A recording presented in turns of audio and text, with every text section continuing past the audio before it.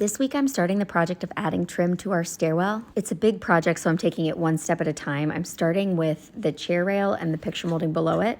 I used Google to figure out the typical height and spacing for trim like this. I went with a combination of what was recommended and what was the look that I wanted. I went with 3-inch spacing between all of the trim, baseboards, etc., even though the recommendation was 4.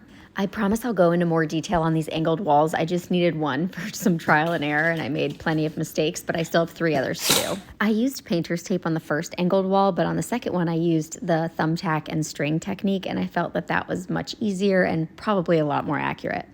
To get this mitered corner at this angle, I used a protractor to calculate the 140 degrees, and then I knew I had to cut each piece at 70 degrees, which means setting my miter saw to 20. It's all very confusing, but I figured it out and got it all wrapped around. I'm waiting for more trim. I'm also trying to figure out what to do above the chair rail because I have a lot of angles and pitches in the ceiling to deal with.